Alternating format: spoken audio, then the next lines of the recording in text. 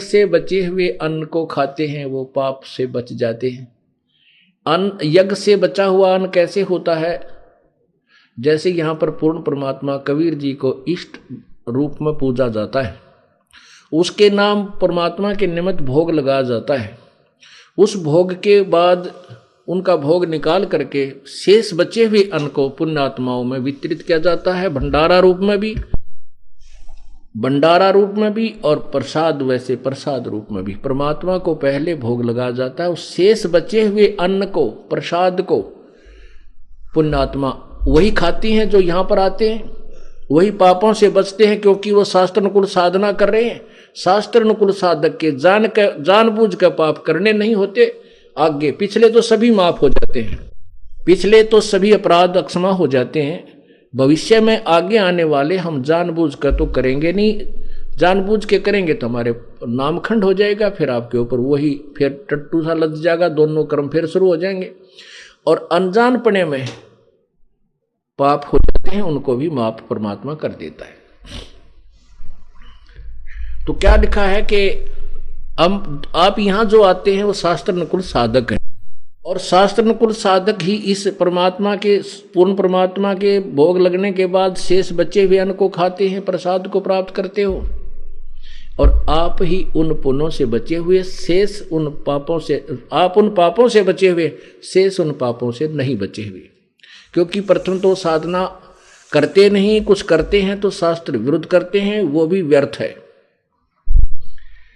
अब 14-15 मंत्र में तीसरे अध्याय के में निर्णायक ज्ञान दिया है, ये ध्यान से पढ़ें। अध्याय नंबर 3 का श्लोक 14 और 15 को इकट्ठा ही अनुवाद किया है। संपूर्ण प्राणी अन्न से उत्पन्न होते हैं। अन्न की उत्पत्ति वृष्टि यानी वर्षा से होती है। वृष्टि यज्ञ से होती है, वर्षा, और यज्ञ शास्त्रानुकूल साधनों से ही, यज्ञ विहित यानी शास्त्रानुकूल कर्मों से ही उत्पन्न होते हैं। दूसरे बगैर शास्त्रानुकूल किए हुए वो साधना ठीक नहीं होती। यज्ञ विहित कर्मों से उत्पन्न होते हैं। और कर्म समुदाय को तुम ये इन्होंने यहां गड़बड़ कर रखी है। ब्रह्मो उद्भवम, यहां लिखना चाहिए था ब्रह्म से उत्पन्न हुए। कर्म जो यहां हमने करने पड़ रहे हैं ये ब्रह्म से उत्पन्न हुए, ब्रह्म ने लगाए, काल ने। और ब्रह्म का अर्थ इन्होंने वेद कर रखा, नहीं, ये बिल्कुल गलत किया है। यहां लिखना था ब्रह्म को आप अविनाशी परमात्मा से उत्पन्न हुआ जान, जिस इससे सिद्ध होता है कि सर्वव्यापी परम अक्षर परमात्मा यानी परम अक्षर ब्रह्म, जो गीता जी अध्याय नंबर 8 के मंत्र 3 में जिसके विषय में कहा है, वो परम अक्षर परमात्मा है, सदा ही यज्ञ में प्रतिष्ठित है। प्रतिष्ठित, मुख्य। इसमें यह स्पष्ट कर दिया कि सभी प्राणी अन्न से उत्पन्न होते हैं। अन्न वर्षा से होता है, और वर्षा जो है शास्त्रानुकूल धर्म पुण्य करने से होती है। और यहाँ हम इस काल के लोक में आएंगे तो कर्म करना ही पड़ेगा। सतलोक में जाने के बाद हमें निष्कर्म में सिद्धि प्राप्त हो जाती है, वहाँ कोई कर्म नहीं करना होता। उस निष्कर्म में सिद्धि को प्राप्त करने के लिए, सतिथि को प्राप्त करने के लिए हमने यहाँ कर्म करने पड़ेंगे। तो ये कर्म यहाँ करने पड़े, और ये कर्म का विस्तृत यहाँ कर्म हमारे क्यों लगे? क्योंकि हम काल के गेल यहाँ पर आ गए, और काल ने ही यहाँ कर्म लगाए। करोगे तो पेट भरोगे, ना तो भूखे मरोगे। इसने ऐसा नियम बनाया। तो हमने कहते हैं ये काल ने, ब्रह्म ने, ये ब्रह्म से ये कर्म उत्पन्न हुए, इस काल के लोक में आए, तो ये शास्त्रानुकूल कर्म हमें करने पड़े। और कहते ब्रह्म की उत्पत्ति हुई उस अक्षर, परम अक्षर ब्रह्म तय। गीता ज्ञान दाता से कोई और परमात्मा है, परम अक्षर ब्रह्म, और वही परमात्मा, वो पूर्ण ब्रह्म ही वह। इससे ये सिद्ध होता है कि वो सनातन यानी सर्वव्यापी परमात्मा, सर्वगतम ब्रह्म, सर्वव्यापक परमात्मा ही यज्ञों में प्रतिष्ठित है। यानी उसी को इष्ट मानकर, मुख्य मानकर जड़, उस जड़ की पूजा की जाती है। उसको इष्ट रूप में मानकर उस परमात्मा को पूजा जाता है। फिर ये वो हमारा शास्त्र अनुकूल किया हुआ पुण्य इन देवताओं के पास जाता है, हमारे शुभ संस्कारों में लिख दिया जाता है, और हम इन ब्रह्मा विष्णु महेश के अंतर्गत हैं। फिर उस पुण्य को ये हमें देते हैं। अब इस प्रकार, अब कोई कहे कि तुम ब्रह्मा विष्णु महेश को आपके गुरुजी ऐसे कहते हैं वैसा कहते हैं, हम जैसे का तैसा कहते हैं। आप उनकी महिमा, एक हरियाणा के मंत्री की महिमा कोई प्रधानमंत्री करके कह रहा हो तो बुद्धिमान व्यक्ति उसकी बात से सहमत नहीं हो सकता। तो इस प्रकार हम, आप कह रहे हो ब्रह्मा विष्णु महेश अजर अमर है, सर्वेश्वर है, इनके कोई माता पिता नहीं है और ये सर्वेश्वर हैं, सब कुछ कर सकते हैं। हम कहते हैं नहीं, ये केवल एक ब्रह्मांड में एक विभागीय मंत्री हैं, इनके पिता माता भी हैं, ये जन्म मृत्यु को प्राप्त होते हैं, ये अविनाशी नहीं है, नाशवान हैं, क्योंकि ये हमारे सदग्रंथों में और इनके इतिहास में प्रत्यक्ष प्रमाण है। आपके लोकवेद के आधार पर बात करते हो, लोकवेद माने सुना सुनाया ज्ञान जो यथार्थ ना हो, लोकवेद के आधार पर आप इन्हें सर्वेश्वर कहते हो, महेश्वर कहते हो, मृत्युंजय कहते हो, लेकिन वेद ज्ञान, सबसम वेद के ज्ञान के अनुसार और इनके इतिहास में लिखे हुए ज्ञान के अनुसार ये अविनाशी नहीं है, नाशवान है। अब हमने, आप देखिएगा, इन्होंने कहा कि ब्रह्म का अर्थ वेद कर दिया, ये न्याय संगत नहीं है, अनुचित है। ब्रह्म का अर्थ भगवान होता है, प्रभु होता है, और वेद का अर्थ है उस ज्ञान, उस प्रभु के विषय में जानकारी, उसका विधान। एक संविधान होता है, एक राजा होता है। राजा को संविधान नहीं अर्थ किया जा सकता, क्योंकि राजा अलग है और संविधान उसका नियम कानून है। और जो वेद को, जो राजा को कहे ये राजा का अर्थ विधान लिख दे संविधान, तो वो परिचित नहीं है, अज्ञानी व्यक्ति है। ऐसे ही इनको तत्व ज्ञान था ही नहीं। अनुवादकर्ताओं ने गड़बड़ कर दी, लेकिन मूल संस्कृत बिल्कुल सही है। अब हम जो आपको बताना चाहते थे कि साधना हम ठीक ना करके अपना काम बिगाड़ बैठे।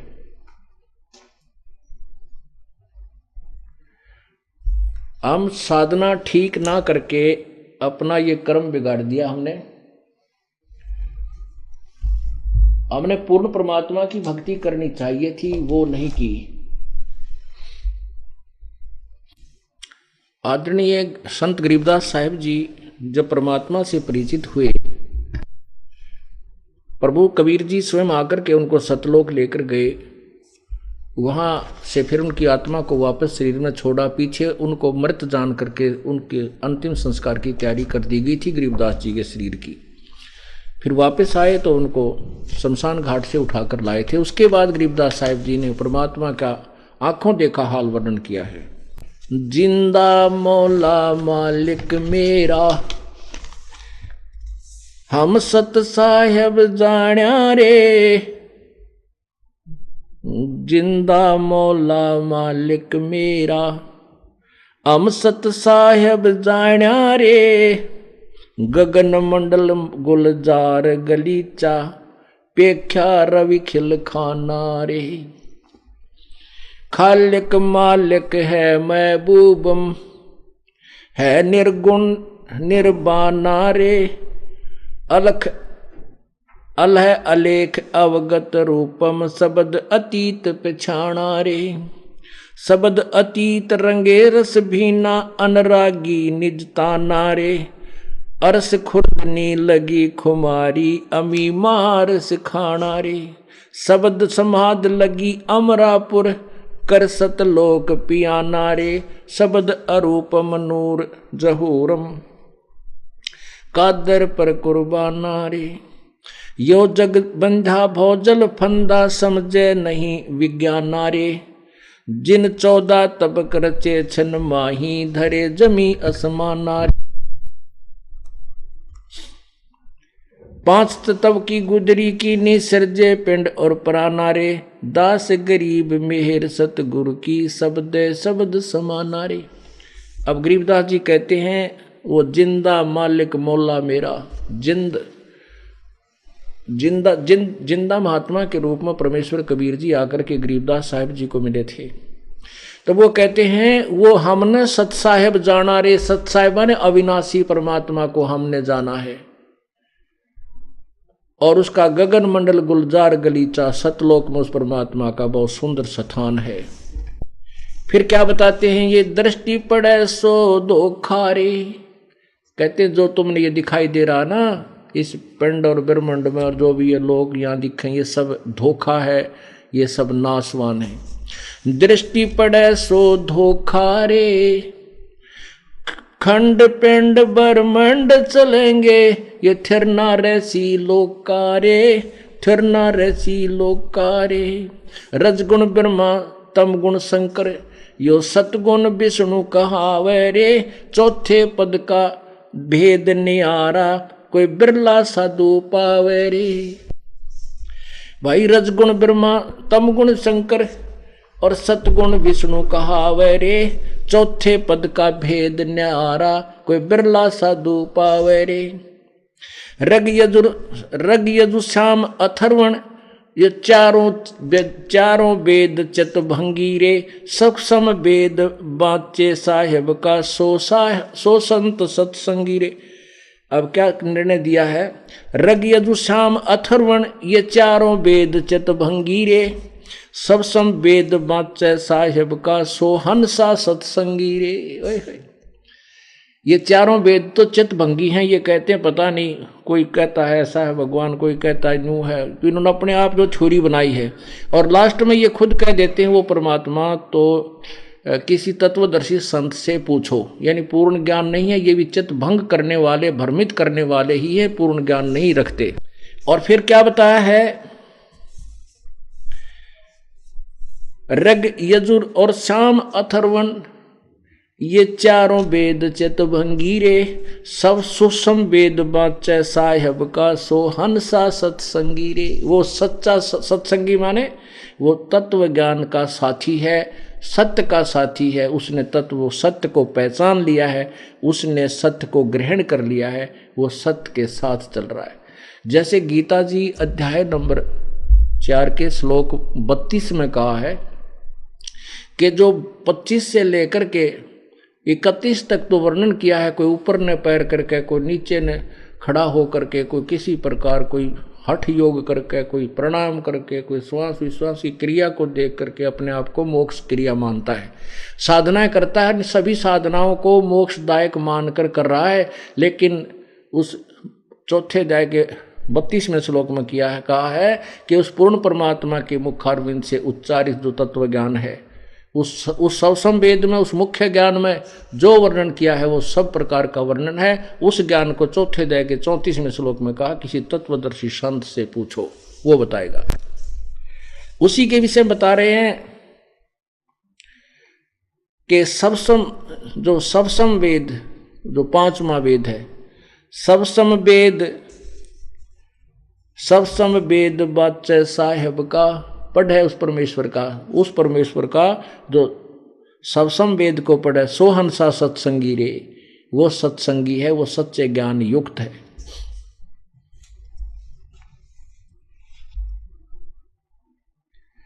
अलंकार अघन रागी दृष्टमुष्ट नहीं आवे रे, अकय लोक का भेद न जाने, चारों वेद के गावे रे। आवे जावे सुहंसा कहिए, परमहंस नहीं आया रे, 5 तत्व तीनों गुण तूरा, यो तो कहिए माया रे। सुन मंडल सुख सागर दरिया, परमहंस परवाना रे, सतगुर मैली भेद लखाया है, सतलोक निधाना रे। अगम दीप अमरापुर कहिए, हिलमिल हंसा खेलै रे, दास गरीब देश वो दुर्लभ, कोई सच्चा सतगुरु बेल रे। कहते हैं वो सतलोक बहुत दुर्लभ है, लेकिन कोई सच्चा संत, सतगुरु, सच्चा संत ही, पूर्ण संत ही उसको, तो आपको वहां सतलोक ले जा सकता है।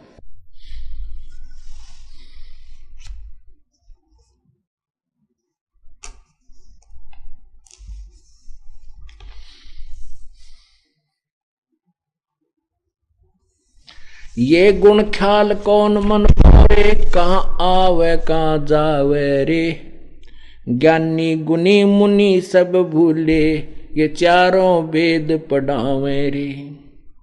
ज्ञानी गुणी सभी गुणी सब भूले चारों वेद पढ़ावे रे, अक्षर मैनी अक्षर बोले सब सम वेद को गावे रे।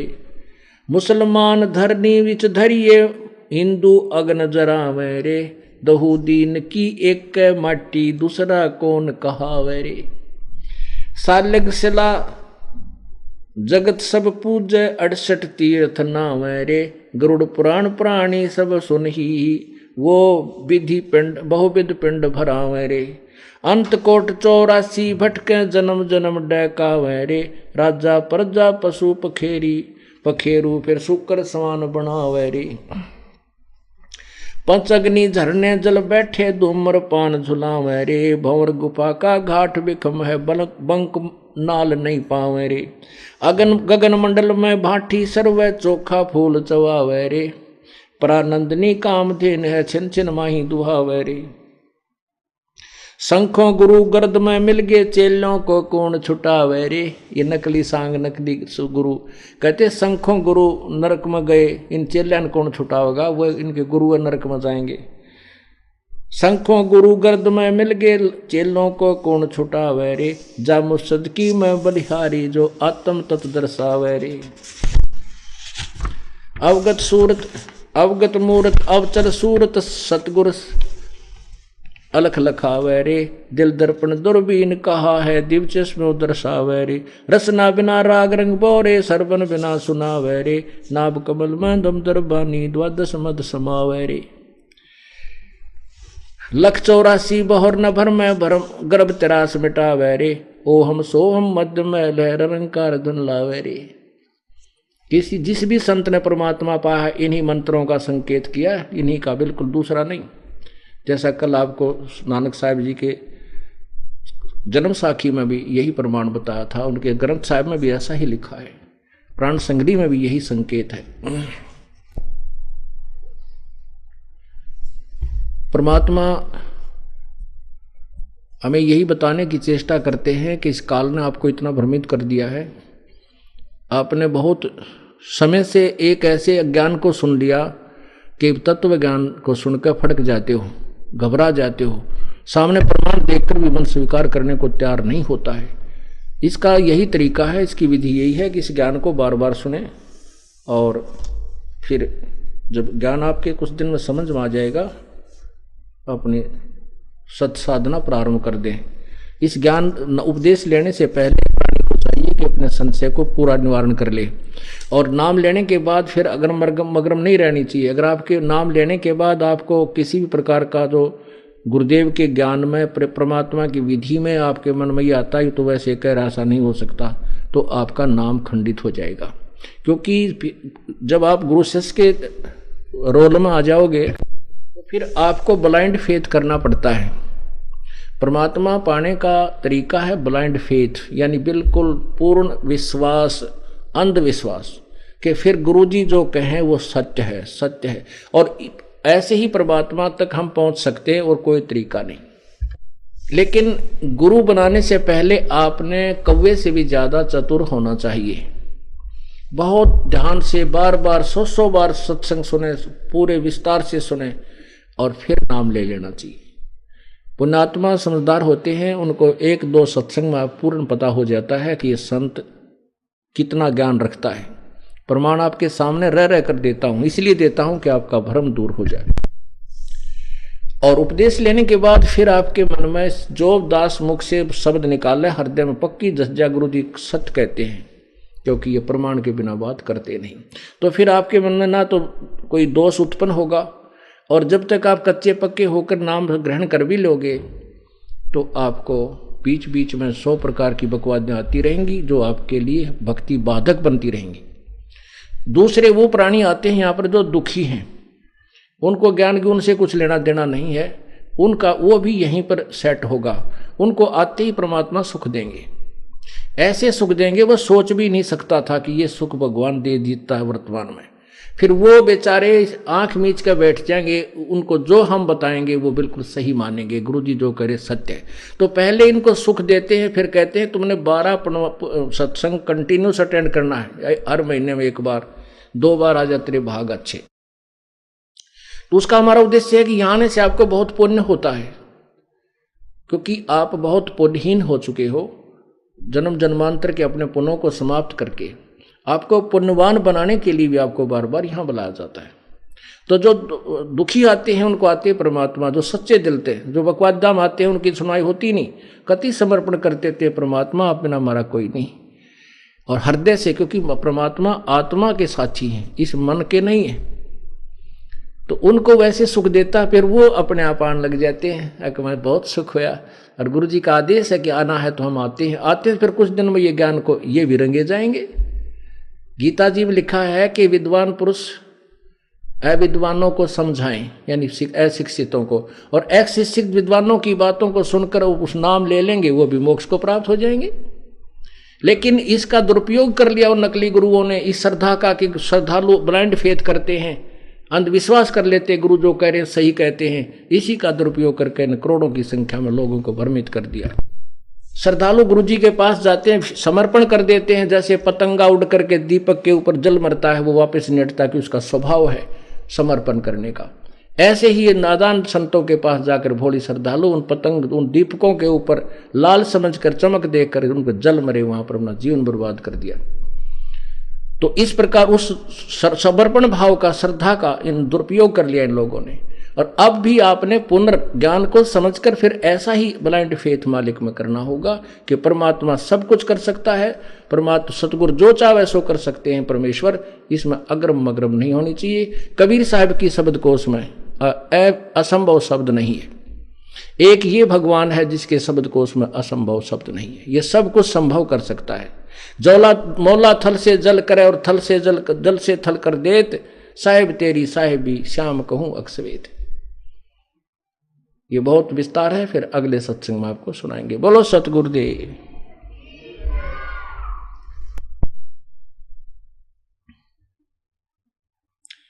कर जोरूं विनती करूं,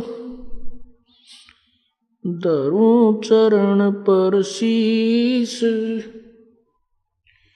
गुरु राम देवानंद जी महाराज ने दियो नाम बख्शीश।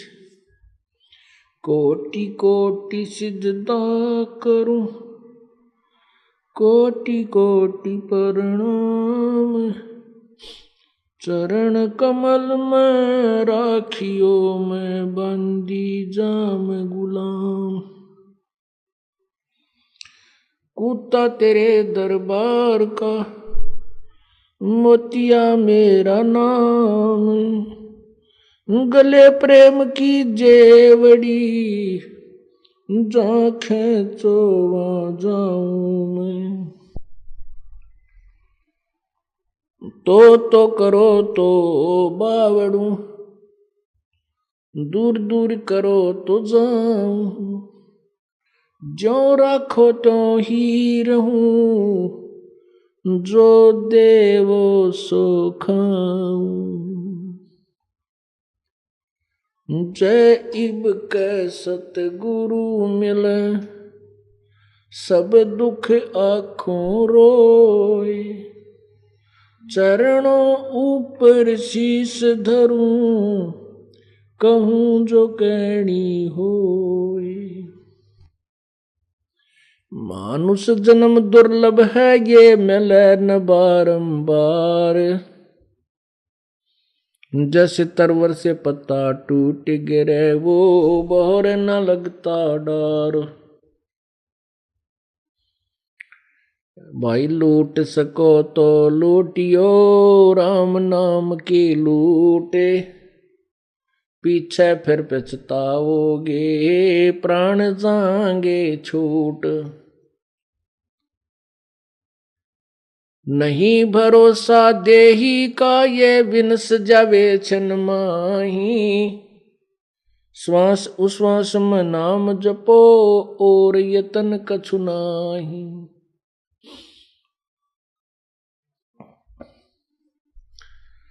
श्वास उश्वास में नाम जपो, व्यर्थ श्वास मत खो, न जाने इसे श्वास को हो, आवन हो कि न हो।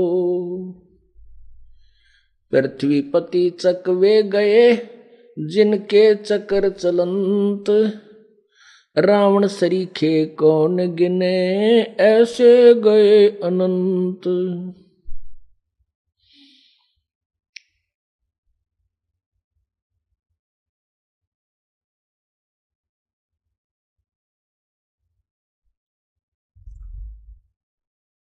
परमपिता परमात्मा सारी सृष्टि के रचनहार कुल मालिक कबीर परमेश्वर जी सारी सृष्टि के रचनहार, ये सृष्टा है, सबके पालनहार यही विष्णु है, और सर्व के रचनहार होने के कारण यही वास्तव में ब्रह्मा है। ब्रह्मा जो इनके काल का पुत्र है, ये ब्रह्मा ये भी कहलाता है। जैसे एक मंत्री होता है सेंटर का, एक मंत्री होता है स्टेट का, बहुत अंतर होता है। इसी प्रकार वो परमात्मा के गुणों से ही वेदों से यहां अपने पुत्रों के नाम लिखे जाते हैं। वास्तव में विष्णु यानी सर्वव्यापक और सबका पालन करता, सबकी व्यवस्था करने वाला कबीर परमेश्वर ही विष्णु है, और वही वास्तव में ब्रह्मा है। शिव का अर्थ होता है मंगलकारी, शिव का अर्थ शक्ति भी होता है। तो वास्तव में परमात्मा कबीर जी के अंदर ही ये सभी उपमाएं विद्यमान हैं। उन्हीं की उपमा से ये नीचे वालों ने अपने पुत्रों की अपनी व्यवस्था का एक नाम रखा है। वो कबीर परमेश्वर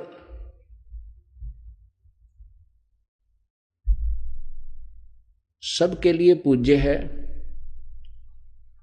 जैसे गीता जी अध्याय नंबर 15 के मंत्र नंबर 4 में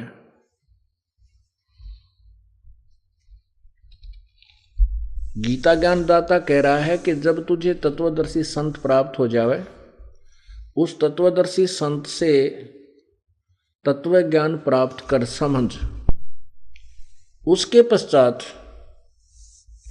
जब तुझे तत्वदर्शी संत मिल जावे, उस तत्व ज्ञान रूपी शस्त्र से इस उलझी हुई गुत्थी को काट कर, अर्थात उस तत्व ज्ञान से पूर्ण ज्ञान को समझकर उसके बाद उस परमेश्वर के परम पद की खोज करनी चाहिए। जहां जाने के उपरांत साधक फिर लौटकर संसार में नहीं आता, अर्थात पूर्ण मोक्ष प्राप्त कर लेता है। और जिस परमेश्वर ने सर्व ब्रह्मांडों की रचना की है, वही वास्तव में सबका सृष्टि रचनहार है। और गीता ज्ञानदाता कहता है कि मैं भी उसी की शरण में हूं।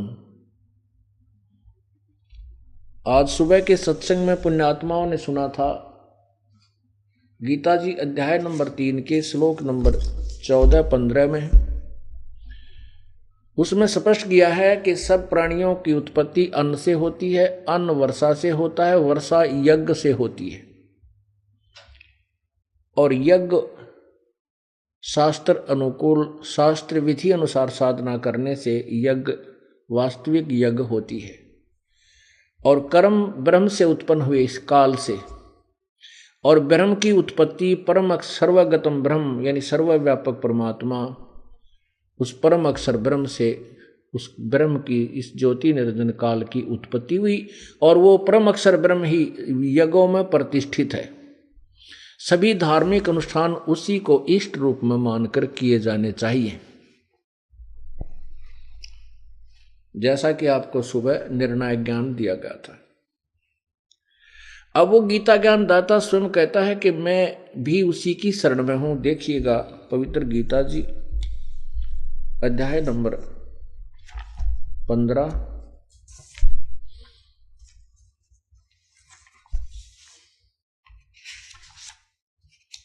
ये देखिएगा पवित्र गीता जी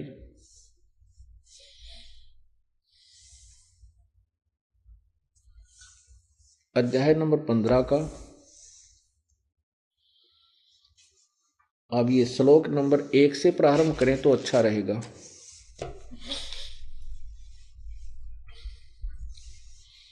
अथ पंचदशो अध्याय, प्रथम मंत्र है ऊर्ध्व मूलम अधः शाखम अश्वत्थम प्राहु अयम छंदासी यस्य प्रणानी यह तम वेद स वेदवित्। ऊपर को जड़ वाला और नीचे, ऊपर को जड़ पूर्ण परमात्मा रूपी जड़ वाला, यानी उस परम अक्षर ब्रह्म पूर्ण परमात्मा रूपी जड़ वाला, ये ऊपर को जो जड़ है वो तो पूर्ण परमात्मा समझो, संसार रूपी वृक्ष की। ये पूर्ण परमात्मा तो मूल है, जड़ है, जहां से पूरे पौधे को खुराक आहार मिलता है। और गीता ज्ञान दाता ने केवल इतना ज्ञान दिया कि ऊपर को मूल है, नीचे को तीनों गुण रूपी शाखा है, ये तीनों गुण रूपी शाखा, बस। उसके बाद ये बताया कि जो पूर्ण संत तत्वदर्शी संत होगा, इस वृक्ष के पूरे टहनी और डारों को और तने को पूर्ण निर्णायक ज्ञान देगा, वो समझ लेना तत्वदर्शी संत है। गीता ज्ञान दाता ने केवल बताया कि ऊपर को जड़ है, नीचे को तीनों गुण रूपी शाखा है, नथिंग एल्स।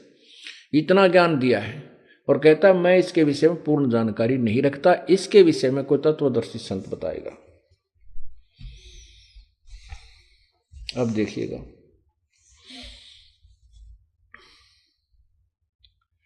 ऊर्ध्व मूलम अधः शाखम अश्वत्थम प्राहु अवम छंदासी यस्य प्रणानी यह तम वेद स वेदवित्। ऊपर को जड़ वाला, अब इन्हीं का अनुवाद देखते हैं। आदि पुरुष परमेश्वर मूल वाले, आदि पुरुष परमेश्वर, अर्थात ऊपर को जड़ है, पुरुष परमेश्वर है। ऊपर को जो जड़ है ये आदि पुरुष परमेश्वर है। ऊपर को आदि पुरुष यानी पूर्ण परमात्मा रूपी जड़, और नीचे को अधः शाखम, नीचे को शाखा, तीनों गुण रूपी शाखा। ये देखिएगा,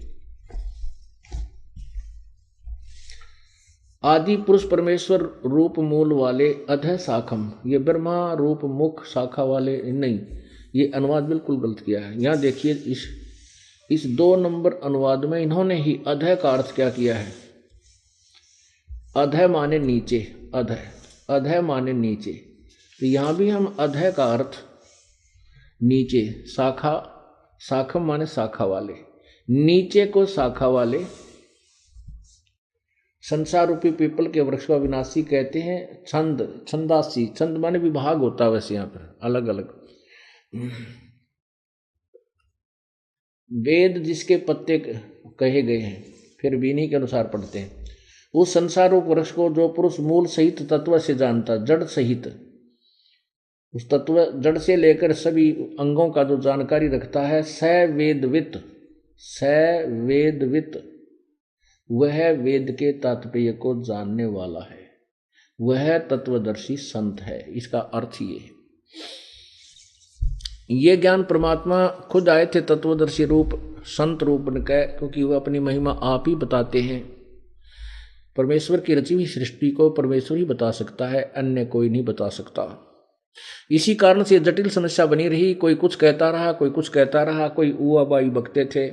कोई कहते ब्रह्मा सृष्टा है, कोई कहते विष्णु सृष्टा है, कोई कहते शिव जी सृष्टा है, कोई कहते वैसे बने हैं, कोई कहता परमाणुओं से बने हैं। परमाणु कहाँ से आ गए? परमाणु का भी तो दाता कोई होगा। तो इस प्रकार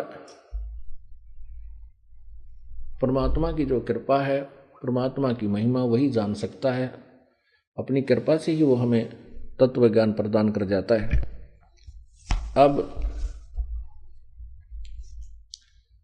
इसमें स्पष्ट कर दिया है कि ऊपर को जड़ वाला, नीचे को तीनों गुण रूपी, तीनों नीचे को शाखा वाला, जो इस तत्व, जो इन वृक्ष के पूरे सब अंग बता देगा, मूल सहित बतावेगा, वो तत्वदर्शी संत होगा। तत्वदर्शी संत की पहचान बता दी। कबीर परमेश्वर ने बताया है कि अक्षर पुरुष एक पेड़ है, निरंजन वा की डार, और तीनों देवा शाखा है, ये पात रूप संसार।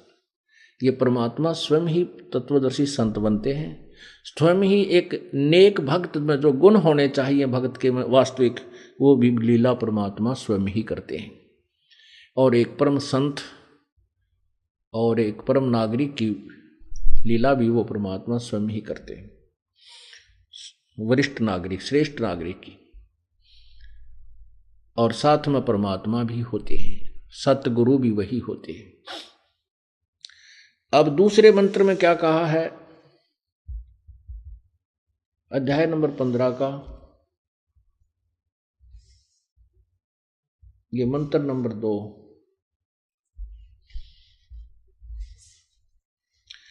अधः च ऊर्ध्वं परसता तस्य शाखा गुण प्रवर्धा विषय प्रवाला अधः च मूलानि अनुसंस्थानि सत्तानि कर्मानुबंधनी मुनिश्लोके।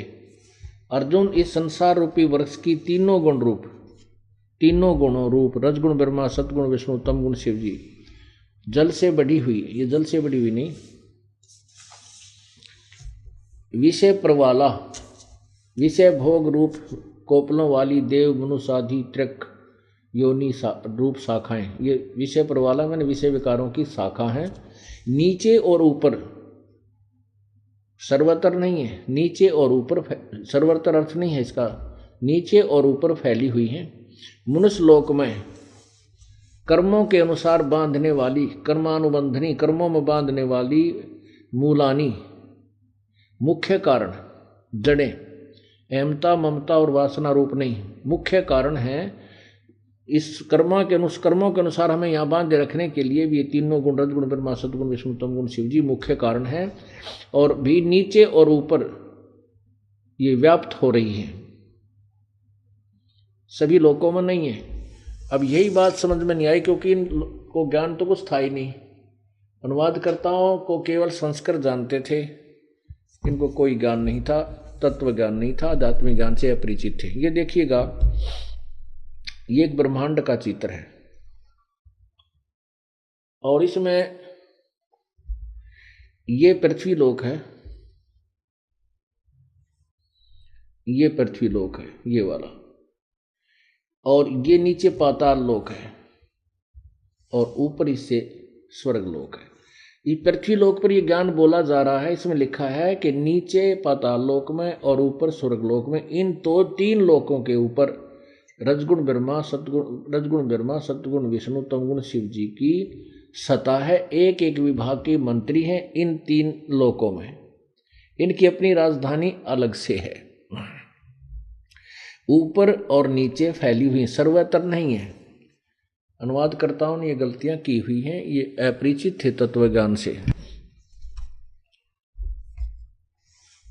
अब देखिएगा, यही अध्याय नंबर 15 का श्लोक नंबर, अब हम 3 पढ़ेंगे, 2 आपने पढ़ दिया। इस संसार वृक्ष का स्वरूप जैसा कहा है वैसा यहाँ विचार काल में, यानी मेरे और तेरे डिस्कशन में, मैं तुझे तो गीता का ज्ञान दे रहा हूं, इस विचार काल में नहीं पाया जाता, क्योंकि न तो इसका आदि है और न अंत है, तथा न इसकी अच्छी प्रकार सतिथि है। इसलिए इस सुविरुद्ध मूलम, अति दृढ़ मूल वाले, अहमता ममता और वासना रूप नहीं, अति दृढ़ मूल वाले, यानी जो मूल रूपी भगवान है, सतलोक है, वो तो बिल्कुल दृढ़ है, अविनाशी है। और पीपल, संसार रूपी पीपल के वृक्ष को दृढ़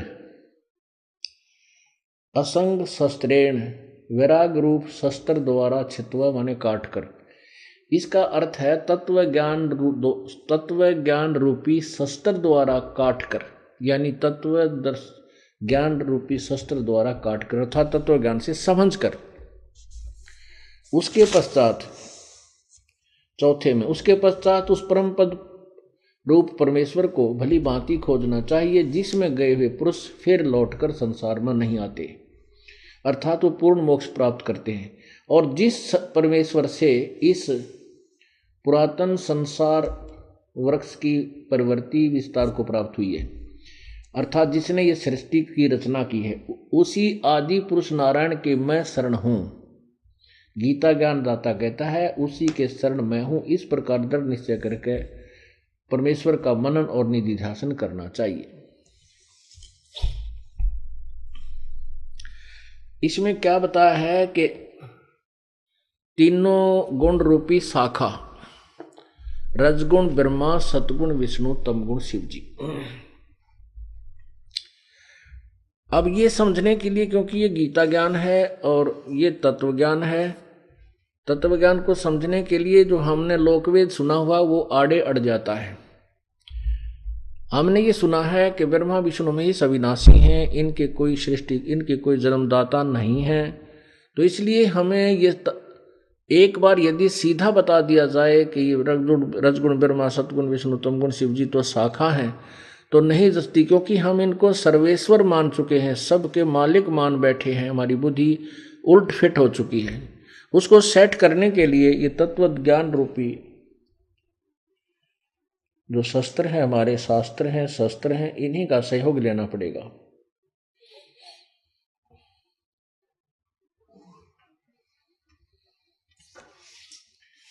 ये देखिएगा, इसके लिए सिद्ध करने के लिए कि रजगुण ब्रह्मा है, सतगुण विष्णु, तमगुण शिव जी, अपने सदग्रंथों का सहयोग लेंगे। देखिएगा, श्रीमद देवी भागवत हिंदी टीका सहित भाग फर्स्ट, प्रथम भाग।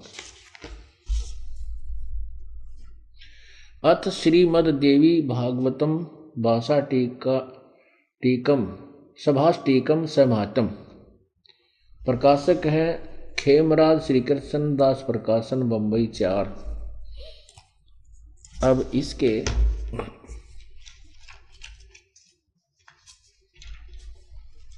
तीसरे सकंद में आते हैं।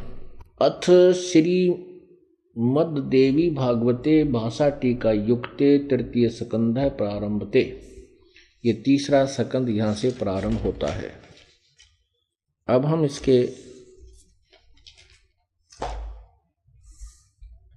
प्रश्न नंबर 11 को पढ़कर सुनाएंगे, कुछ अंश जिसकी हमें आवश्यकता है।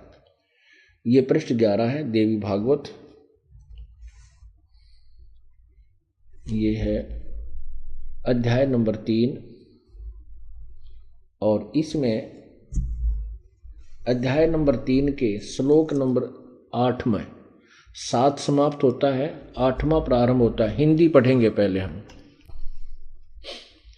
हे माता, यदि हमारे ऊपर आप सदा आप दया युक्त हो तो हमको तमोगुण में किस प्रकार प्रदान किया।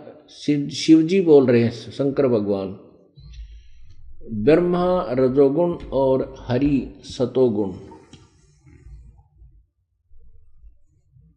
युक्त किए। युक्त क्यों किए?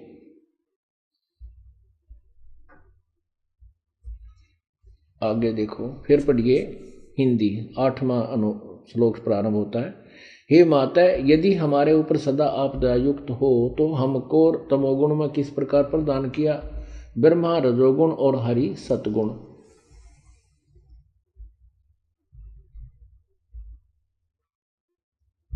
युक्त किया है। अब संस्कृत देखेंगे, क्योंकि हम अक्षर ज्ञान युक्त हैं और लिपि देवनागरी है।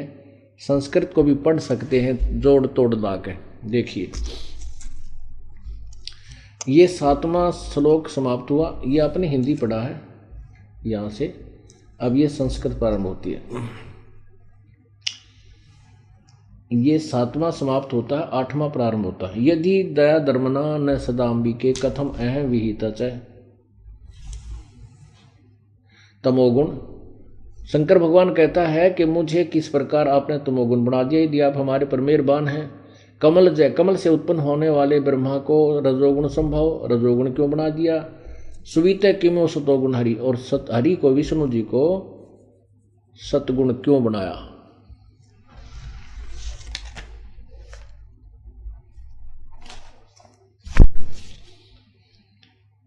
इति सिद्धम रजगुण ब्रह्मा है, सतगुण विष्णु, तमगुण शिव जी।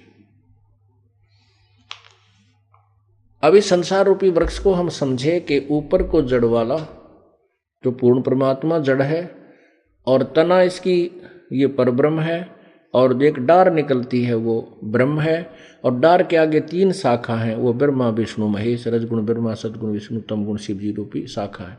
और हम आगे पात रूप संसार है। तो इसमें यह बताया है कि गीता ज्ञानदाता कहता है कि यहां जो मैं वर्णन कर रहा हूं मुझे इसके विषय में कोई ज्ञान नहीं है, क्योंकि मैं इसके आदि और अंत से परिचित नहीं हूं।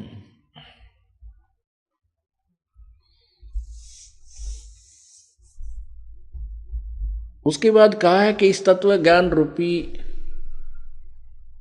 इस संसार रूपी वृक्ष को तत्व ज्ञान रूपी शस्त्र द्वारा काटकर उसके पश्चात उस परम पद परमेश्वर की खोज करनी चाहिए, जहां जाने के बाद साधक फिर लौटकर संसार में नहीं आते।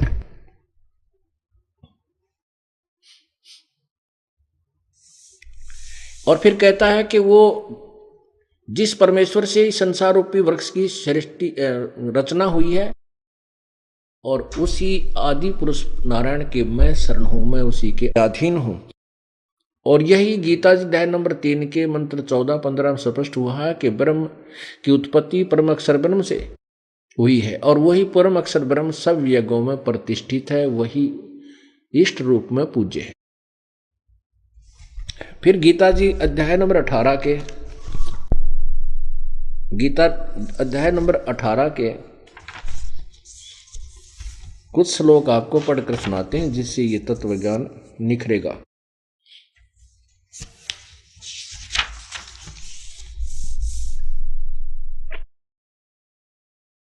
ये देखिएगा, अध्याय नंबर 18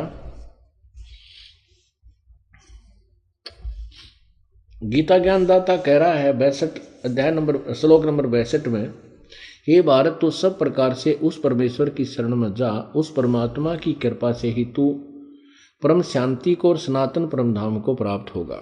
ठीक हो गया। 18वां अध्याय के लास्ट अंतिम श्लोक चल रहे हैं। 18वां अध्याय अंतिम अध्याय है और उसके अंतिम श्लोक चल रहे हैं, अंतिम ज्ञान चल रहा है, वार्ता का अंत होने जा रहा है। अब गीता ज्ञानदाता कहता है कि मैंने तेरे को गीता ज्ञान पूर्ण रूप से समझा दिया। यदि मेरी शरण में रहना है तो तूने, तेरी भी जन्म मृत्यु होगी, मेरी भी होगी, आगे सदा होती रहेगी। और पहले भी हम तुम जन्मते मरते रहे, जैसा कि गीता अध्याय नंबर 2 के श्लोक नंबर 12 में स्पष्ट किया है।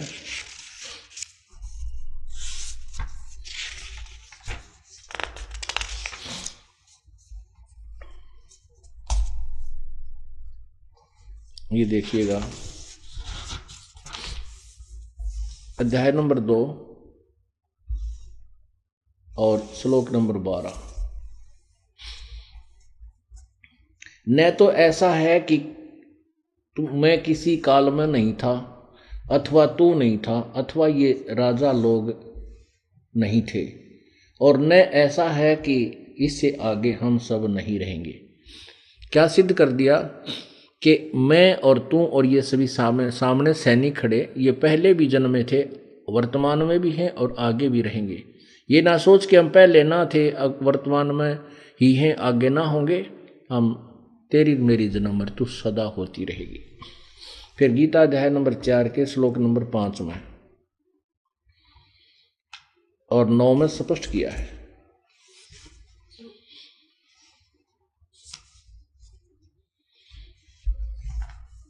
अध्याय नंबर 4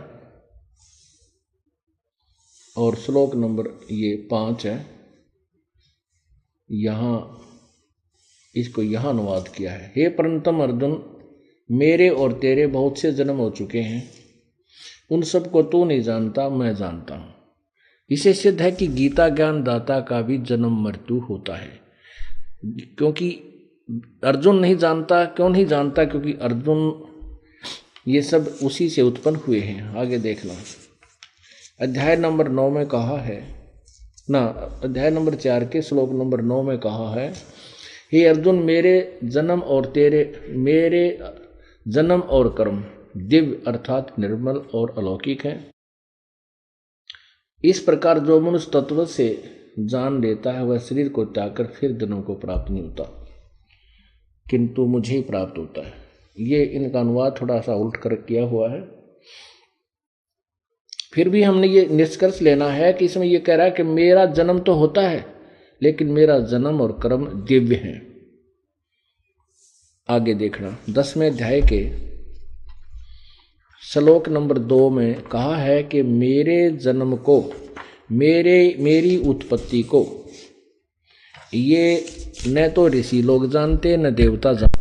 अध्याय नंबर 10 का और ये श्लोक नंबर 2 यहीं पर है। मेरी उत्पत्ति को अर्थात मेरे जन्म को, लीला से प्रकट होने को न देवता लोग जानते हैं न महर्षि गण जानते हैं, क्योंकि मैं सब प्रकार से देवताओं और ऋषियों का आदि कारण हूं। क्या बता रहे हैं कि गीता ज्ञानदाता कह रहा है कि मेरा जन्म तो होता है, लेकिन ये मेरे से उत्पन्न, जैसे ब्रह्म और दुर्गा के संयोग से, इन दोनों के पति पत्नी व्यवहार से ब्रह्मा विष्णु महेश की उत्पत्ति हुई। फिर ब्रह्मा विष्णु महेश से आगे ऋषिजन और देवताओं का जन्म हुआ। तो ये क्या बताता है कि मेरे जन्म को न तो ऋषि लोग जानते न देवता जानते, ब्रह्मा विष्णु महेश भी नहीं जानते, क्योंकि ये सब मेरे से उत्पन्न हुए हैं। पुण्यात्माओं, बिल्कुल सत्य है कि पिताजी की उत्पत्ति को बच्चे संतान नहीं बता सकती, दादाजी बता सकते हैं। तो दादाजी कौन है? कौन ब्रह्मा का पिता है, कौन विष्णु की माँ, शंकर का दादा कौन है, हमको जो बताए। अब शंकर के दादा के विषय में बताया जाएगा आज। ब्रह्मा का पिता, विष्णु की माँ, ये सब जानकारी आपको सृष्टि रचना से प्राप्त होगी और सृष्टि रचना के विषय में आपको जानकारी दी जाएगी। जब तक हम सृष्टि रचना के विषय में पूर्ण परिचित नहीं हैं, तब तक हम तत्व ज्ञान को नहीं समझ सकते, क्योंकि आध्यात्मिक ज्ञान का कोई सिर पैर हम समझ ही नहीं सकेंगे जब तक हम तत्व सृष्टि रचना को नहीं समझ पाएंगे। तो सृष्टि रचना का जानना अति आवश्यक है। तो अब जो प्रसंग थोड़ा सा चल रहा है इसको पूरा करते हैं, 2-3 श्लोक हैं, उसके बाद आपको आगे सत्संग सुनाएंगे। दूसरा अध्याय नंबर 18 आपने अभी 62 श्लोक पढ़ा था, अब 63 पढ़िए। कहते हैं, वो गीता ज्ञानदाता कह रहा है कि इस प्रकार यह गोपनीय से भी अति गोपनीय ज्ञान मैंने तुझसे कह दिया। तू इस रहस्य युक्त ज्ञान को पूर्णतः भली भांति विचार कर जैसे चाहता वैसे ही कर। अब क्या बताता है गीता ज्ञानदाता कि ये जो गीता का ज्ञान है ये मैंने तुझे दिया, बता। अब मेरी शरण में रहना है तो उठा लठ और युद्ध कर। तुझे परम शांति चाहिए, तने युद्ध याद नहीं करना है तो जा उस परमेश्वर की शरण में चला जा। उसके विषय मैं नहीं जानता, किसी तत्वदर्शी संत की खोज कर ले। मेरी शरण में रहेगा तो न लड़ाई भी करनी पड़ेगी, युद्ध कर और नाम भी जाप कर। गीता जी अध्याय नंबर 8 के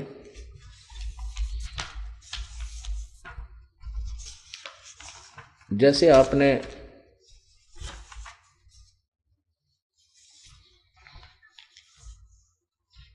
गीता अध्याय नंबर 7 के श्लोक नंबर 29 में पढ़ा,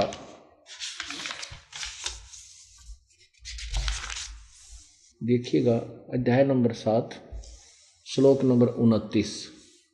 जरा मरण मोक्षाय माम आश्रित्य तंति, ये 29वां अध्याय है।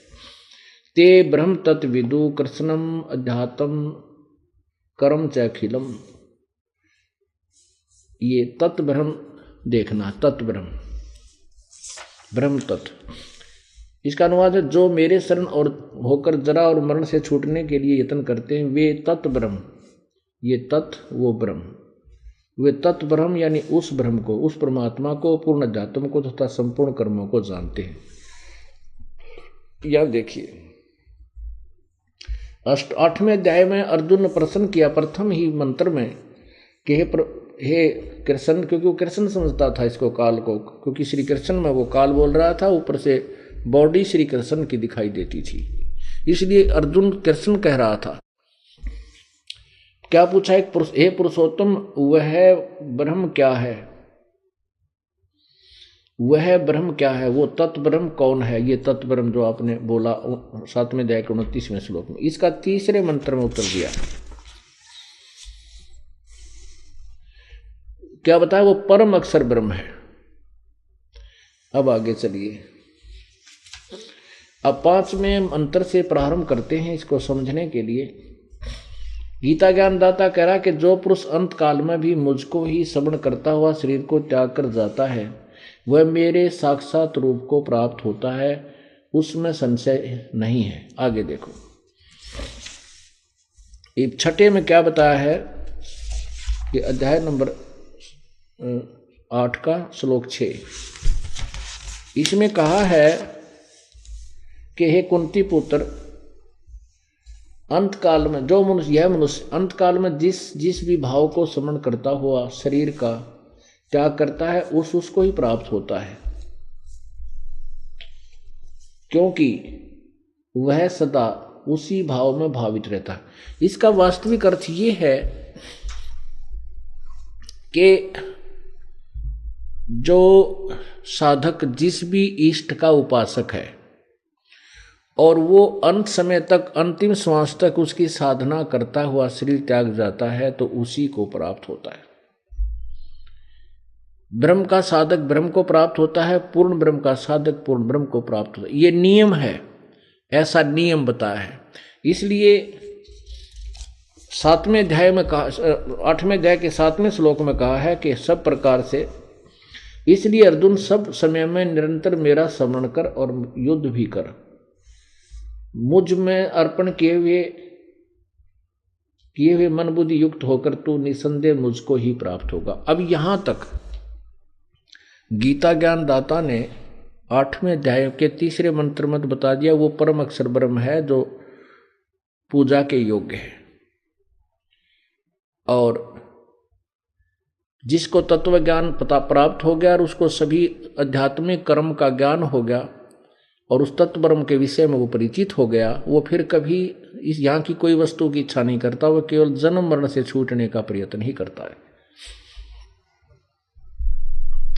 अब कहता है कि 8वें अध्याय के 5वें श्लोक में कहा है कि तू मेरा स्मरण कर, तू अंत काल में मुझको ही स्मरण करता हुआ शरीर को त्याग कर जाता है। जो पुरुष अंत काल में मुझ में ही स्मरण करता हुआ त्याग कर जाता है, वह मेरे साक्षात रूप को प्राप्त होता है। वैसे तो ये किसी के सामने आता नहीं, इसका अर्थ गलत किया उन्होंने। भावम, ये देखिए 8वें अध्याय का ये 5वें मंत्र में कहा है कि जो पुरुष अंत काल में भी मुझको ही स्मरण करता हुआ शरीर को त्याग कर जाता है, वह ये स मत भावम, इसका अर्थ है मेरे भाव में भावित रहता है, और ये साक्षात नहीं इसका अर्थ बनता, वह मद भावम, मेरे ऊपर ही भावुक बना रहता है, यानी वो मेरे से ही परिचित है, मेरे तक ही उसकी आस्था है, मेरे में आस्था वाला बना रहता है, और इसमें संशय नहीं। आगे लिखा है कि 6 में ये प्रमाण दिया है कि कुंती पुत्र ये नियम है, हे अर्जुन पुत्र, यह मनुष्य अंत काल में जिस भी भाव को समण करता हुआ, भाव को समण करता हुआ शरीर को त्याग करता है, उसको ही प्राप्त होता है, क्योंकि वह सदा उसी में भावित रहता है। तत्भाव भावित, उस भाव में भावित रहता। अब 7वें में कहा कि इसलिए तू सब समय निरंतर मेरा स्मरण कर और युद्ध भी कर, मुझ में अर्पण किए मन बुद्धि युक्त होकर निसंदेह तू मुझको ही प्राप्त होगा। 8वें अध्याय के 5वें और 7वें श्लोक में तो कहा है कि तू मेरा स्मरण कर, मुझ में पूरी आस्था रख और युद्ध भी कर, तो मुझे ही प्राप्त होगा। अब 8, 9 और 10 मंत्र में स्पष्ट किया है कि वो परमात्मा जो परम अक्षर ब्रह्म, जिसके बारे में 8वें अध्याय के 3रे श्लोक में कहा है, उस परमात्मा की भक्ति जो करता है अंत समय में प्राणों को त्याग कर जाता है तो उसी को प्राप्त होता है। अब देखिएगा अध्याय नंबर 8 के श्लोक नंबर 8, 9, 10 3 में कंटिन्यूस बताया है कि उस परम अक्षर ब्रह्म की जो पूजा करता है। अध्याय नंबर 8 श्लोक नंबर 8 से प्रारंभ करेंगे। ये 8 है।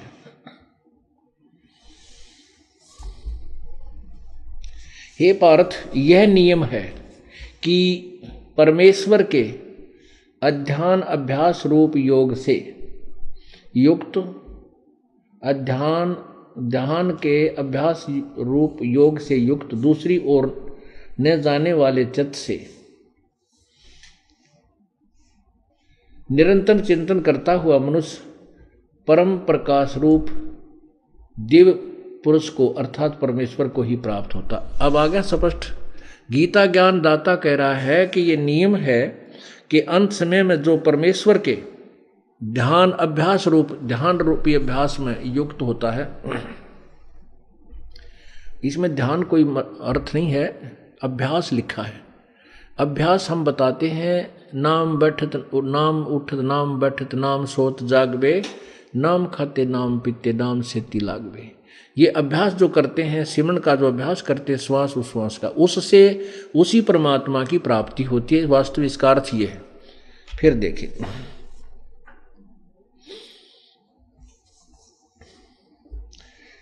8वें अध्याय का 8वां श्लोक आपको सुना रहा हूं। हे पार्थ, यह नियम है कि परमेश्वर के अभ्यास योग युक्तेन, अभ्यास रूप योग से, ध्यान के नहीं, परमेश्वर के अभ्यास रूप योग से युक्त दूसरी ओर न जाने वाले चित्त से, यानी एक ही प्रभु की भक्ति करने वाला निरंतर चिंतन करता हुआ परम दिव्य पुरुष, उस परम अक्षर पुरुष अर्थात परम दिव्य परमेश्वर पुरुष को अर्थात परमेश्वर को ही प्राप्त होता है। अब 9वें में फिर देखो, इसमें स्पष्ट लिखा भी है कवियम। अब ये कवियम शब्द जो है ये कबीर देव की तरफ है, कबीर देव। अब देखो जैसे ये यजुर्वेद है, ये यजुर्वेद है, इस यजुर्वेद को संधि छेद कर दें, यहां यजु अलग कर दें और 2 बिंदी लगा दें या रे लगा के उसके हलंत लगा दें और वेद, और कहीं पर इस यजुर्वेद की महिमा चल रही है और यजुम लिखा जाए, यजुम, तो भी इसी यजुर्वेद की ही महिमा होगी और वहां लिखना होगा यजुर्वेद को जिसने पढ़ा है, यजुम, जहां यजुम लिखा होगा वो सेंटेंस के आधार पर निर्भर करता है। तो ऐसे ही यहाँ कवियम शब्द उस परमात्मा की तरफ संकेत है पूर्ण रूप से, लेकिन हम यहाँ इतना दृढ़ता से नहीं कह सकते क्योंकि अब हम इसी के अनुसार चलेंगे जैसा टीका इन्होंने किया है। हम इस कबीर शब्द को सब सिद्ध करने के लिए, कबीर परमात्मा का नाम है, ये अलग से हमने एक बहुत बड़ा निर्णायक ज्ञान दिया है, वो भी बताएंगे।